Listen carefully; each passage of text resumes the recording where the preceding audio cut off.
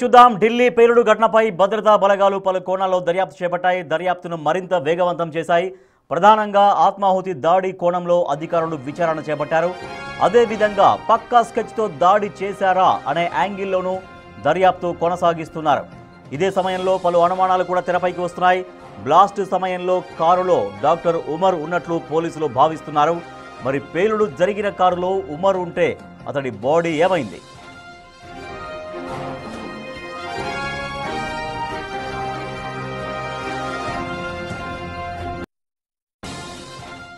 ఇదే సమయంలో మరికొన్ని అంశాలపై పోలీసులు ఫోకస్ పెట్టారు. నిన్న ఫరీదాబాద్లో అమ్మోనియం నైట్రేట్, పొటాషియం నైట్రేట్ సహా సల్ఫర్తో కూడిన 2900 కిలోల పేలుడు పదార్థాలను స్వాధీనం చేసుకున్నారు. అదేవిధంగా అహ్మద్ ఆదిల్ను అదుపులోకి తీసుకొని అతడి వద్ద ఉన్న ఆయుధాలను సీజ్ చేశారు. అంతేకాదు 2 రోజుల క్రితం 3 టెర్రరిస్టుల్ని గుజరాత్ ఏటీఎస్ పోలీసులు అదుపులోకి తీసుకొని ఉగ్ర కుట్రను భగ్నం చేశారు. ఈ క్రమంలో తాను కూడా దొరికిపోతాననే భయంతో ఉమర్ ఆత్మాహుతి దాడికి పాల్పడ్డా అనే కోణంలో బలగాలు దర్యాప్తు చేపట్టాయి.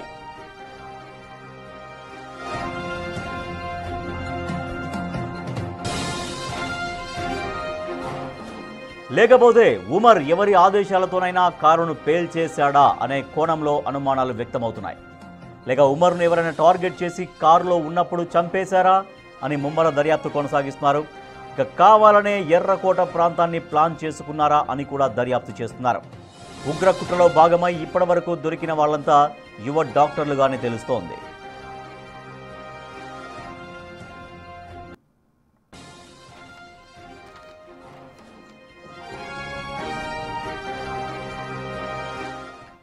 నిన్న రాత్రి దేశ రాజధాని ఢిల్లీలో ఎర్రకోట సమీపంలో బాంబు దాడి జరిగింది. దీంట్లో 9 మంది ప్రాణాలు కోల్పోయారు. అయితే ఈ దాడికి సంబంధించి ఉగ్రవాదుల దాడి అని నిర్ధారించారు. దీనిలో యువ డాక్టర్ల పాత్ర ఉందని పోలీసులు ఆ కోణంలో విచారణ చేస్తున్నారు. మా ప్రతినిధి శివ మరింత సమాచారం అందిస్తారు ఢిల్లీ నుంచి. శివ, దీంట్లో ఈ ఉగ్రవాదుల దాడిలో అందరూ లింక్స్ ఉన్న వాళ్ళందరూ యువ డాక్టర్లుగానే చెప్తున్నారు, అనుమానాలు వ్యక్తం చేస్తున్నారు. సో ఇంకా ఎవరెవరి పాత్ర దీంట్లో ఉన్నట్టుగా ఈ సమయానికి నిర్ధారణకు వచ్చారు అధికారులు? రైట్, నిన్న జరిగిన బాంబు దాడికి సంబంధించి అంటే కారులో పేలుడుకు సంబంధించి ఇప్పటి వరకు బాంబు దాడిగానే ఇంటెలిజెన్స్ బ్యూరో గుర్తించింది. దీనికి ప్రధాన కారణం జైషే మహమ్మద్ ఉగ్రవాద సంస్థ ఈ దాడులకు పాల్పడి ఉండొచ్చు అనేది కూడా ఒక ప్రాథమిక అంచనా అయితే వేస్తున్నారు. దానికి సంబంధించి ఇప్పటికే కొన్ని కీలక ఆధారాలను ఇంటెలిజెన్స్ బ్యూరో, ఎన్ఐఏ, ఏటీఎస్ ఇప్పటికే కొన్ని ఆధారాలను సేకరించారు. దాని ఆధారంగానే జైషే మహమ్మద్కు సంబంధించిన ఉగ్రవాదులు ఈ దాడికి పాల్పడి ఉంటారనేది కూడా ప్రధానంగా నిర్ధారణకు వచ్చారు. దానితో పాటు ఎవరైతే ఉమర్ మహమ్మద్ ఈ వాహనాన్ని తీసుకుని వచ్చారో పార్కింగ్ నుంచి ఈ బ్లాస్ట్ జరిగే వరకు కూడా వాహనాన్ని నడిపిన వ్యక్తి ఉమర్ మహమ్మద్, అతని కుటుంబ సభ్యులను కూడా ప్రశ్నించిన నేపథ్యంలోనే కొంత సమాచారం సేకరించారు. వారి కుటుంబ సభ్యులు పుల్వామాలో ఉంటారు. వారి తల్లి, సోదరులు ఇద్దరిని కూడా అదుపులో తీసుకున్నారు జమ్మూ కాశ్మీర్ పోలీసులు. వారిని అదుపులో తీసుకుని ప్రజెంట్ విచారిస్తున్నారు. వారి నుంచి కూడా కీలక సమాచారం సేకరించినట్టు కూడా తెలుస్తోంది.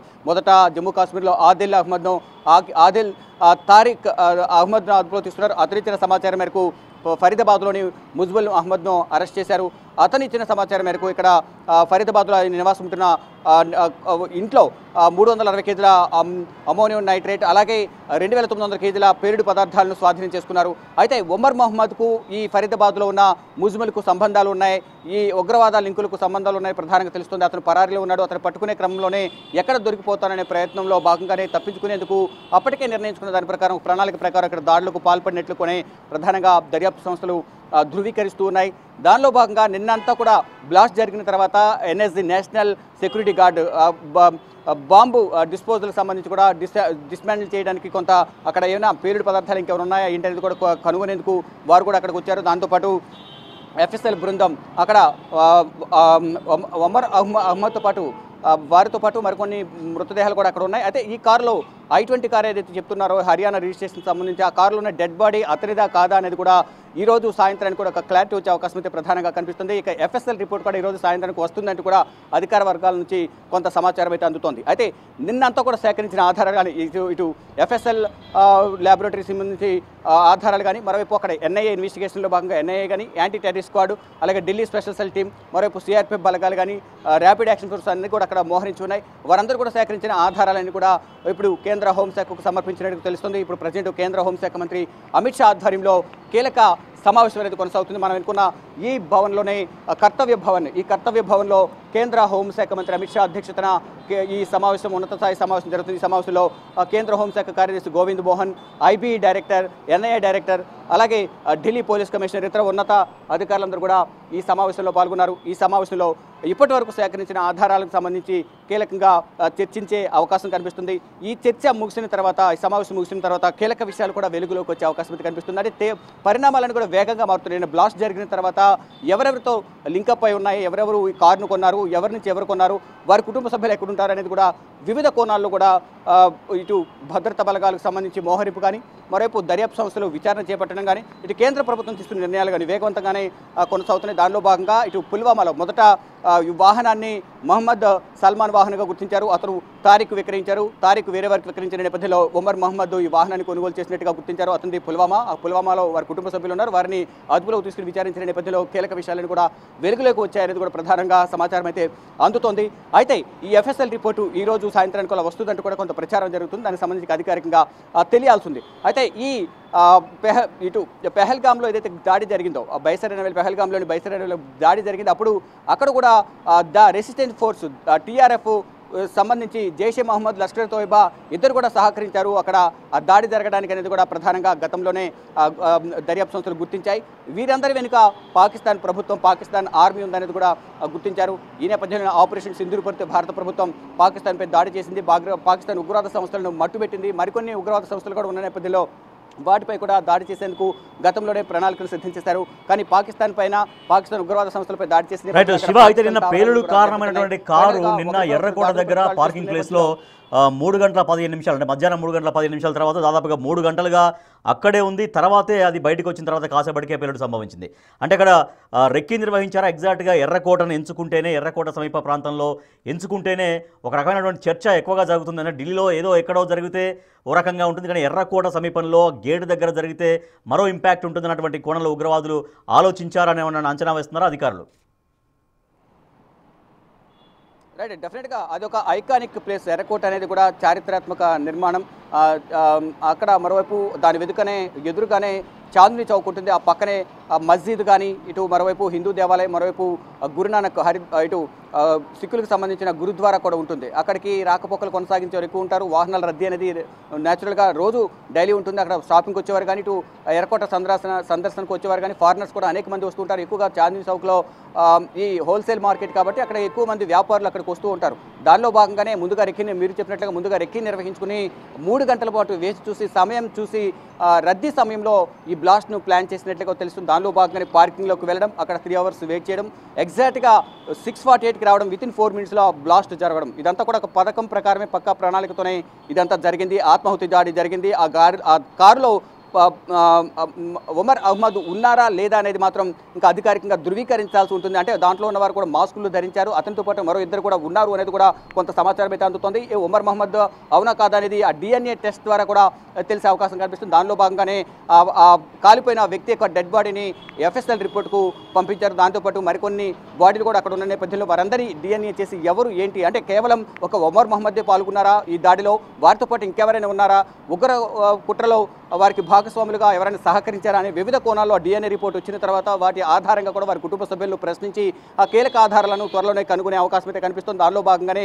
ఈ దర్యాప్తు కానీ, ఈ FSL రిపోర్ట్ అనేది వేగవంతంగా త్వరగా తీసుకొచ్చేందుకు కూడా ప్రయత్నాలు చేస్తున్నారు. దానిలో భాగంగానే కేంద్ర హోంమంత్రి ఎప్పటికప్పుడు వారందరి నుంచి వివరాలు సేకరిస్తున్నారు. ప్రధాని నరేంద్ర మోడీ భూటాన్ పర్యటనలో ఉన్నప్పటికీ కూడా కేంద్ర హోంశాఖ మంత్రితో మాట్లాడుతూ ప్రజెంట్ సిచ్యువేషన్ ఏ విధంగా ఉంది, గాయపడిన వారి పరిస్థితి ఎలాగుంది, వారికి సహాయ చర్యలు ఏ విధంగా అందుతున్నాయి, మెరుగైన వైద్యం అందిస్తున్నారా లేదా అనే కోణాల్లో వివిధ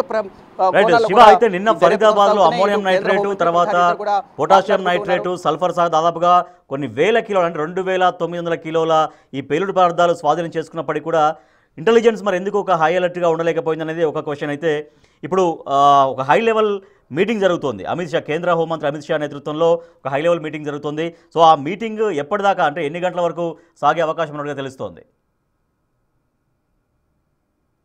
అప్పట్లోనే ఈ ఉన్నత స్థాయి సమావేశం అయితే ముగిసే అవకాశం కనిపిస్తుంది. ఎందుకంటే ఈ రద్దీ ప్రాంతం చాందిని చౌక్, రెడ్ ఫోర్ట్ అనేది అత్యంత రద్దీ ప్రాంతం. అక్కడ ట్రాఫిక్లన్నీ క్లియర్ చేయాల్సి ఉంటుంది. నిన్న రాత్రి నుంచి కూడా అక్కడ అంటే దాదాపు ఇప్పటికీ నిన్న సాయంత్రం 7 గంటల సమయంలో ఈ ఘటన జరిగింది. దాదాపు 17 గంటలు కూడా కావస్తుంది, 16 నుంచి 17 గంటలు కావస్తుంది. ఈ లోపు అంటే రాకపోకలకి అనుమతి ఇచ్చినప్పటికీ కూడా ఆ రెడ్ ఫోర్ట్ పేలుడు సంభవించిన ప్రాంతానికి రాకపోకలు కొనసాగించిన దాదాపు కిలోమీటర్ దూరం వరకు కూడా వాహనాలు నిలిపివేస్తారు. ఎవరిని కూడా వాహనాలు లోపలికి రానివ్వడం, కాలినడకన అక్కడ నుంచి మార్కెట్లోకి వెళ్లాల్సి ఉంటుంది. ఈ నేపథ్యంలోనే ఇక్కడ సమావేశం ముగిసిన వెంటనే మ్యాక్సిమం అక్కడ కూడా రోడ్డు అంతా కూడా క్లియర్ చేసే అవకాశం కనిపిస్తుంది. దానిలో భాగంగానే అక్కడ పరదాలు కట్టి లోపల మరిన్ని సాక్ష్యాలను, ఆధారాలను సేకరిస్తున్నారు. అక్కడ వాహనాలను కూడా క్లియర్ చేసేందుకు కూడా కొంత సమయం పడుతుంది. మధ్యాహ్నం లేదా సాయంత్రం లోపు ఆ రోడ్డు అంతా క్లియర్ చేసి యథావిధిగా రాకపోకలను కొనసాగించే అవకాశం అయితే కనిపిస్తుంది. దానిలో భాగంగానే ఈ దర్యాప్తు అనేది వేగవంతంగా కొనసాగిస్తూ ఉన్నారు.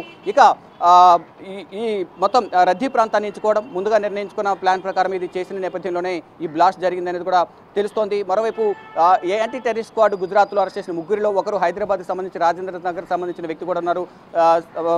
అతను వైద్యుడు కావడం, అతను రెజిన్ అనే విష పదార్థాన్ని తయారు చేయడం, దాన్ని వాటర్లో కానీ వివిధ ప్రాంతాల్లో దాన్ని వినియోగించడం ద్వారా, ఆ విష పదార్థాన్ని వినియోగించడం ద్వారా కూడా ఎంతో ప్రాణ నష్టం అనేది జరుగుతుంది. దానిలో భాగంగానే రెజిన్ అనే విష పదార్థాన్ని కూడా తయారు చేసింది. సైనైడ్ కంటే చాలా డేంజర్గా దీన్ని గుర్తించారు. ఈ నేపథ్యంలోనే మీరు చెప్పినట్లుగా అంటే ఒకవైపు ఫరీదాబాద్లో ఈ 360 కేజీల మొత్తం ఈ బాంబ్ బ్లాస్ట్కి సంబంధించిన ముడి సరుకు కానీ ఆయుధాలు, మరోవైపు 2900 కేజీలకు సంబంధించి పేలుడు పదార్థాలు ఇవన్నీ కూడా గుర్తించినప్పటికీ ఎందుకు అప్రమత్తం కాలేకపోయారనేది కూడా అందరూ కొంత ప్రశ్నిస్తూ ఉన్నారు. కానీ అన్ని చోట్ల దర్యాప్తు కొనసాగిస్తున్నారు, సోదాలు కొనసాగిస్తున్నారు. దానిలో భాగంగా ఈరోజు కూడా నిన్న ఈ బ్లాస్ట్ జరిగిన తర్వాత ఇప్పుడు లక్నోలో 5 చోట్ల ఇటు జమ్మూ కాశ్మీర్ పోలీసులు యాంటీ టెర్రరిస్ట్ స్క్వాడ్, యూపీకి సంబంధించిన యాంటీ టెర్రరిస్ట్ స్క్వాడ్ 5 చోట్ల లక్నో, మరోవైపు సంబల్పూర్, ఫరీదాబాద్, హాపూర్, ఇతర కొన్ని ప్రాంతాలు మొత్తం 5 జిల్లాల్లో ఈరోజు సోదాలు అయితే కొనసాగుతున్నారు. అక్కడ కూడా కొంత వారి దగ్గర సమాచారం ఉన్న నేపథ్యంలో ఆయా ప్రాంతాల్లో ఈ ఉగ్రవాదకు సంబంధించిన సానుభూతి పరులు, ఐఎస్ఐ మాడ్యూల్స్ అనేవి, టెర్రరిస్ట్ మాడ్యూల్స్ ఎక్కువగా అక్కడ ఉన్నారనేది సమాచారం ఉన్న నేపథ్యంలో ఆ 5 జిల్లాల్లో కూడా మొత్తం ఉత్తరప్రదేశ్లోని యాంటీ టెర్రరిస్ట్ స్క్వాడ్ ఏదైతే ఉందో ఆ బృందం జమ్మూ కాశ్మీర్ పోలీసులు సంయుక్తంగా సెర్చ్ ఆపరేషన్ నిర్వహిస్తున్నారు, సోదాలు నిర్వహిస్తున్నారు. వారికి వచ్చిన సమాచారం మేరకు మరికొంతమందిని కూడా అదుపులో తీసుకునే అవకాశం అయితే కనిపిస్తుంది. ఈ ఉమర్ అహ్మద్ ఎవరు అనే కోణంలో కూడా ప్రధానంగా దర్యాప్తు కొనసాగిస్తున్నారు. ఈ ఫరీదాబాద్లో ఉన్న అరెస్ట్ అయిన ముజ్మల్ అహ్మద్కు ఈ ఉమర్ అహ్మద్కు సంబంధాలు ఉన్నాయా? సంయుక్తంగా ఇద్దరి నిర్ణయాలతో వారి పైన అధికారులతో, వారి పైన హెడ్స్ ఎవరుతున్నారో వారి ఇచ్చిన సూచనల మేరకు బాంబ్ బ్లాస్ట్ జరిగిందా, కారు బాంబు బ్లాస్ట్ జరిగిందా అనేది కోణంలో కూడా దర్యాప్తు అయితే కొనసాగుతుంది. దేశవ్యాప్తంగా కూడా ఈ బాంబ్ బ్లాస్ట్ జరిగిన తర్వాత హైలైట్ ప్రకటించారు. ఎయిర్పోర్ట్లలో కానీ రద్దీ ప్రాంతాల్లో కూడా ఈ ప్రాంతం అనేది రద్దీగా ఉన్న ప్రాంతాలన్నీ కూడా ప్రధానంగా హైలైట్ జారీ చేశారు. ఇక అక్కడే రెడ్ ఫోర్ట్ అలాగే చాందిని చౌక్ ప్రాంతాలను ఎంచుకోవడానికి ప్రధాన కారణం అత్యంత రద్దీగా ఉంటుంది, అందువల్లే ఆ ప్రాంతాన్ని ఎంచుకున్నారనేది కూడా ప్రధానంగా తెలుస్తోంది. ఇక వీటన్నిటిపైన కూడా వివిధ కోణాల్లో దర్యాప్తు కొనసాగుతుంది. నేషనల్ ఇన్వెస్టిగేషన్ ఏజెన్సీ కానీ ఇతర దర్యాప్తు సంస్థలన్నీ కూడా ఈ దర్యాప్తులో నిమగ్నమై ఉన్నాయి. వీలైనంత త్వరగా ఈ బాంబ్ బ్లాస్ట్కు కారణాలు ఎవరు, దాంట్లో బ్లాస్ట్లో ఎటువంటి పదార్థాలను వినియోగించారు అనే కోణంలో కూడా దర్యాప్తు కొనసాగుతుంది. అధికారికంగా కేంద్ర ప్రభుత్వం ఇటు నిఘా వర్గాలు కూడా అధికారికంగా ప్రకటించాల్సి ఉంది. ఇప్పటి వరకు మృతుల సంఖ్య కూడా పెరిగింది. నిన్న రాత్రి వరకు 9 మంది మృతి చెందారని చెప్పారు. ఇక్కడ ట్రీట్మెంట్ పొందుతూ జేఎల్ఎన్జేపీ అంటే జే లోక్నాయక్ జయప్రకాష్ ఆసుపత్రిలో ట్రీట్మెంట్ పొందుతున్నారు. ట్రీట్మెంట్ పొందుతూ కూడా మరో 3 చనిపోయారు. మొత్తం 12కు మృతుల సంఖ్య పెరిగింది. మరోవైపు ఈ మృతుల కుటుంబాలకు సుప్రీంకోర్టు ప్రధాన న్యాయమూర్తి జస్టిస్ బిఆర్ గవాయ్ కూడా నివాళులు అర్పించారు. వారందరూ కూడా మేము వారి కుటుంబాలకు అండగా ఉంటాము, ఈ బ్లాస్ట్ను మేము కఠినంగా ఖండిస్తున్నామంటూ కూడా జస్టిస్ బిఆర్ గవాయ్ మృతులకు నివాళులు అర్పించారు. ఇక దేశవ్యాప్తంగా కూడా ఈ దాడిని ఖండిస్తున్నారు. ఒకవైపు బీహార్ ఎలక్షన్లు జరుగుతున్నాయి, మరోవైపు ఢిల్లీలో రద్దీగా ఉండే ప్రాంతం, వీటన్ని డైవర్ట్ చేసేందుకు ఈ విధంగా జరిగిందా లేదా అసలు ఏ ఉద్దేశంతో ఈ బ్లాస్ట్ చేశారు అనే కోణంలో కూడా వివిధ కోణాల్లో ఈ దర్యాప్తు అయితే కొనసాగుతోంది. దీనికి సంబంధించి దీని మూలాలు ఇంకా రాష్ట్రంలో చాలా చోట్ల ఇటు ఢిల్లీ కానీ యూపీలో కానీ ఇతర సౌత్ స్టేట్స్లో కూడా ఈ ఉగ్రవాద లింకులు ఉన్నారు, అనేక మంది ఉన్నారు. వారందరూ కూడా అదుపులో తీసుకుని విచారించాలనేది కూడా కేంద్ర ప్రభుత్వం భావిస్తుంది. దానిలో భాగంగానే నిఘా వర్గాలకు ఆదేశాలు ఇచ్చింది. అటువంటి వారిని కఠినంగా శిక్షించాలనేది కూడా భారత ప్రభుత్వం భావిస్తుంది. దానిలో భాగంగానే ఉగ్రవాదాన్ని కూకటవేలతో పెకలించాలనేది కూడా భారత ప్రభుత్వం చెబుతుంది.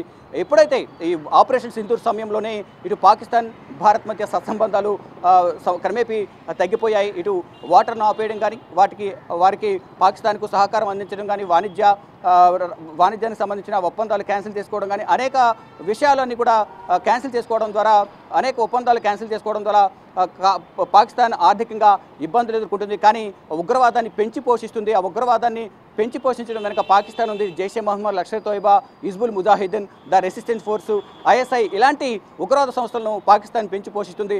ఇటీవల కూడా పాకిస్తాన్ ఆక్రమిత పిఓకేలో కూడా ఒక సమావేశం జరిగినట్లు కూడా ప్రచారం జరుగుతోంది. అక్కడ లష్కర్ తోయిబా, జైషే మహమ్మద్ అలాగే టీఆర్ఎఫ్ ముగ్గురు కూడా సమావేశమై ఇటు భారత ఆర్మీ, భారత సైనికులు అలాగే భారత్కు సంబంధించిన పొలిటీషియన్స్ను, రాజకీయ నాయకులను టార్గెట్గా చేసుకుని దాడులు చేయాలి అనేది కూడా ఒక ప్రణాళికను సిద్ధం చేసినట్టు కూడా తెలుస్తుంది.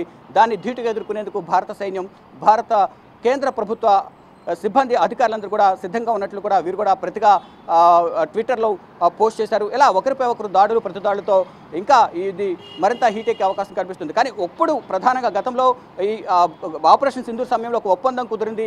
ఒకవేళ కాల్పుల విరమణ ఒప్పందం కుదిరింది. ఆ ఒప్పందం అయితే ప్రజెంట్ కొనసాగుతుంది. కానీ ఏదో ఒక చోట, ఏదో ఒక మూల నుంచి చొరబాటుకు పాకిస్తాన్కి సంబంధించిన ఉగ్రవాదులు ప్రయత్నిస్తున్నారు. దానిలో భాగంగానే ఇద్దరు కుప్వారాలో ఇటీవల 3 రోజుల క్రితం కుప్వారా నుంచి జమ్మూ కాశ్మీర్లో ప్రవేశించేందుకు వారు ప్రయత్నించిన నేపథ్యంలో ఇటు భారత సైనికులు వారిని మట్టుబెట్టారు. అక్కడున్న జమ్మూ కాశ్మీర్ పోలీసులు, సిఆర్పీఎఫ్, ఇండియన్ ఆర్మీ సంయుక్తంగా సెర్చ్ ఆపరేషన్ నిర్వహించి వారిని మట్టుబెట్టారు. మరికొంతమంది ఉగ్రవాదుల కోసం ఇంకా సెర్చ్ ఆపరేషన్ కొనసాగుతుంది. ఇలా ఏదో ఒక చోట, ఏదో ఒక మూలన భారత్లోకి ప్రవేశించి భారత్కు నష్టం చేకూర్చాలనేది కూడా ఉగ్రవాద సంస్థలు ప్రయత్నిస్తున్నాయి. ఇదంతా కూడా పాకిస్తాన్ కనుసనల్లో, ప్రభుత్వం ఆర్మీ కనుసనల్లోనే ఉగ్రవాద సంస్థలు నడుస్తున్నాయి. వారిని ప్రభుత్వాలే పెంచి పోషిస్తున్నాయంటూ కూడా భారత ప్రభుత్వం గతంలోనూ ఆరోపించింది. ఇప్పుడు కూడా అదే ఆరోపణ చేస్తూ ఉంది. ఆపరేషన్ సింధూర్ సమయంలో కూడా ఒకవేళ దాడులు కనుక మళ్ళీ ఇటువంటి దాడులు పునరావృతం అయితే మాత్రం మా ప్రతిదాడి అనేది చాలా దారుణంగా ఉంటుంది, ఊహకందని విధంగా ఉంటుందని కూడా భారత ప్రభుత్వం, ప్రధాని నరేంద్ర మోడీ, కేంద్ర హోంశాఖ మంత్రి, రక్షణ శాఖ మంత్రి, కేంద్ర ప్రభుత్వం మంత్రులందరూ కూడా ఆగ్రహం వ్యక్తం చేశారు.